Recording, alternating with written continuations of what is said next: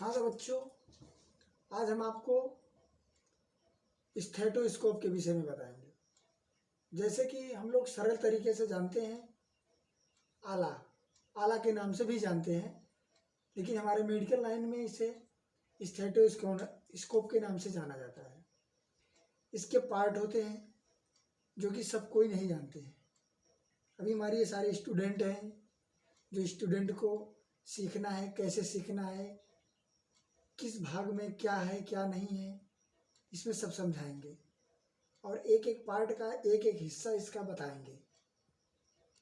तो जैसे हम इसके लगाने के और इसके रखने के भी तरीके हैं, उल्टा तो नहीं है, नहीं तो कहीं लगा के बैठ जाओ उसके बाद में लोग कहें कि इनके गुरु ने कुछ सिखाया ही नहीं है।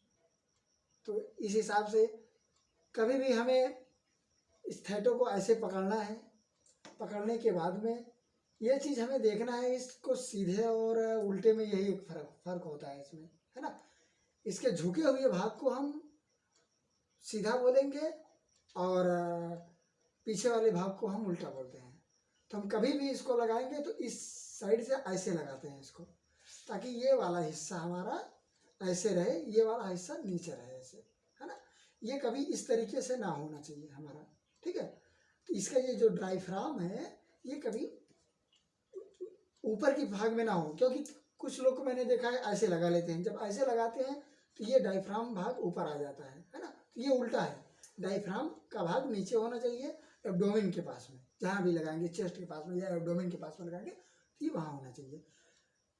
तो इसमें से इस भाग को हम डायफ्राम बोलेंगे, जहाँ से हम साउंड को चेस्ट या एब्डोमिनल में लगाएंगे।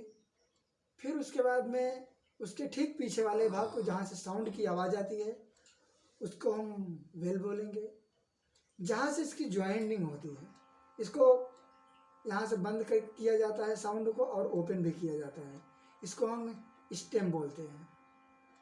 फिर ये पूरी यहाँ से यहाँ तक की ट्यूबिंग को, इस पाइप को मैं ट्यूबिंग बोलेंगे। अब यहाँ से फिर ज्वाइंट है, इस इतने गोल का हिस्से को हम बिन्यूरल स्प्रिंग बोलेंगे।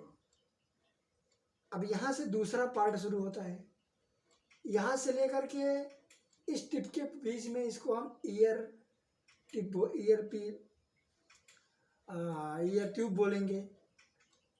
और इस ब्लैक वाले हिस्से को जो कान में हम ईयर में अपने लगाएंगे तो इसको हम ईयर टिप बोलेंगे।